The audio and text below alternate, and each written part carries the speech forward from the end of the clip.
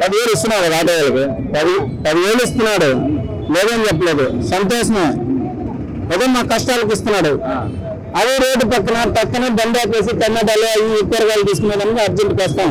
పక్కన పోలీసులు వస్తే ఒక మెసేజ్ తీసి 400, 500, 600, 1100 వేసేస్తే ఆ డబ్బులు నేను తిరిగి కట్టేదానికన్నా వేయకుంటూ ఉంటే మంచిదే కదా.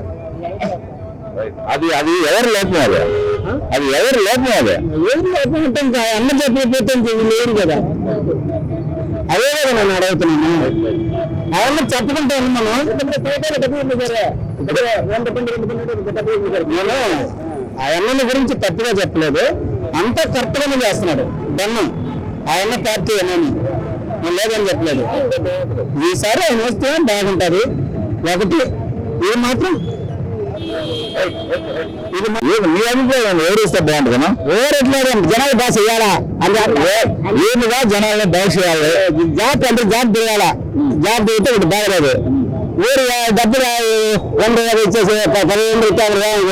என்னமாதிரி சொல்றீங்களா? 150 சொல்லி ఇచ్చేది 15,000, 8,000, 10,000 డబ్బు కాదు. దేశం బాగుండాలా. డబ్బులు ఇప్పుడు నువ్వు ఇచ్చిన డబ్బు, ఆయన ఇచ్చిన డబ్బు, వీళ్ళు ఇచ్చిన డబ్బులు ఏం ఓటు వేయాలా? అద్దె ఆలోచించింది. ఈ డబ్బు బిల్ల మనసాక్షితో బిల్లు రాదు. డబ్బు నుంచి ఓటయ్యి అవన్నీ నిలబెట్టి కరెక్ట్గా నేను చెప్పినట్టు తలకి వేరే వేయాలన్నా, 5 సెంటర్ వేరే వేయాలన్నా, 2 సెంటర్ వేరే వేయాలన్నా, వేరే వేయాలా తప్పు కాదు. వేరే ఎప్పుడు జరిగింది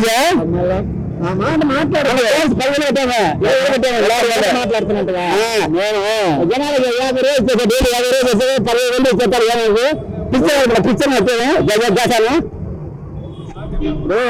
దేవుడు వెంకటేశ్వర ఉన్నాడు. డబ్బులు చెప్పాను, డబ్బులు ఓటు జనా బస్ చెప్తాడు. డబ్బు కాదు నా పెద్ద డబ్బు బిల్లుతో ఓటు వేయాలి. ఆయన్ని గెలిపించుకోవాలా, లేదని చెప్పలేదు. కానీ నేను చెప్పింది మాత్రం ఫాలో చేస్తే ఆయన్న వస్తాడు. చెప్పాను బాగా మా డ్రైవర్లు మొత్తం అయ్యా 150 మంది ఉన్నాయి. 150 మంది ఉన్నాయి మా డ్రైవర్లు. ట్రైన్ ఉంటే 150, 4 స్టాండ్లు ఉన్నాయి. ఏ గవర్నమెంట్ చెయ్యని పక్కా చేస్తాడు. ఈసారి చెయ్యరే సరే 5 సెంటర్ కానీ వేసేసే సరే.